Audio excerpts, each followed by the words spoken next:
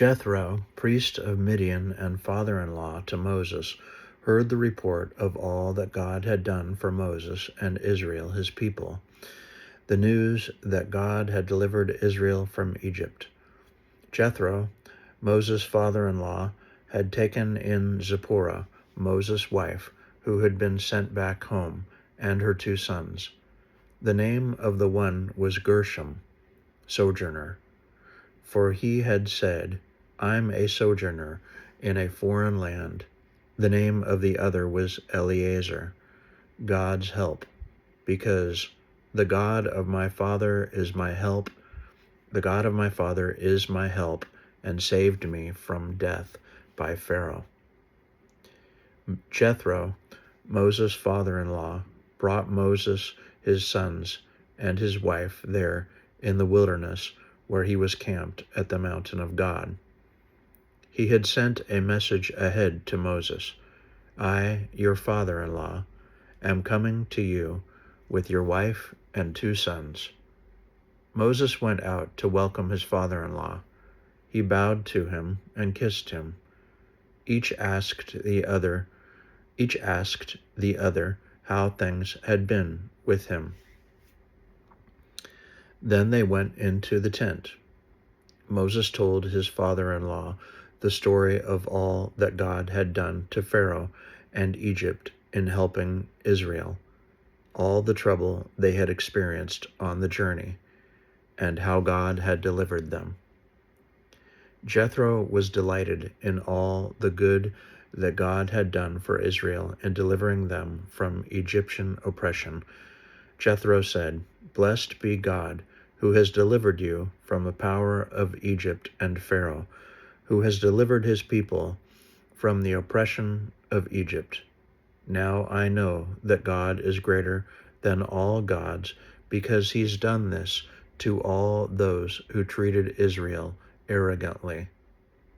Jethro, Moses' father-in-law, brought a whole burnt offering and sacrifices to God, and Aaron, along with all the elders of Israel, came and ate the meal with Moses' father-in-law in the presence of God. The next day, Moses took his place to judge the people. People were standing before him all day long, from morning to night. When Moses' father-in-law saw all that he was doing for the people, he said, What's going on here? Why are you doing all this, and all by yourself, letting everybody line up before you from morning to night? Moses said to his father-in-law, Because the people come to me with questions about God. When something comes up, they come to me. I judge between a man and his neighbor and teach them God's laws and instructions. Moses' father-in-law said, This is no way to go about it. You'll burn out, and the people right along with you. This is way too much for you. You can't do this alone. Now listen to me. Let me tell you how to do this so that God will be in this with you.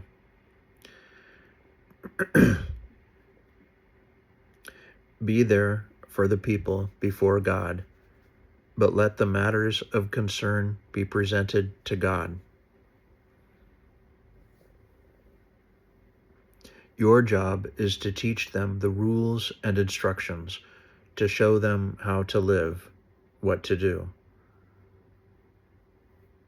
And then you need to keep a sharp eye out for competent men, men who fear God, men of integrity, men who are incorruptible, and appoint them as leaders over groups organized by the 1,000, by the 100, by 50, and by 10.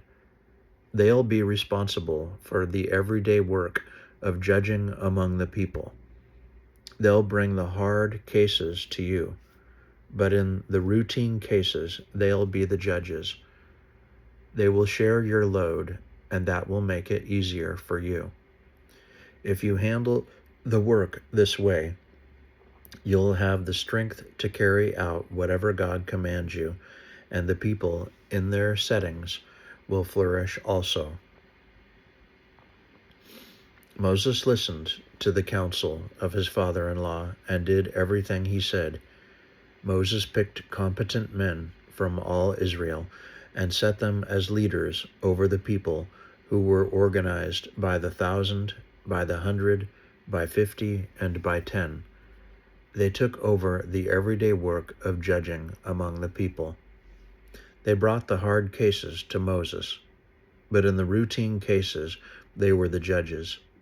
Then Moses said goodbye to his father-in-law, who went home to his own country.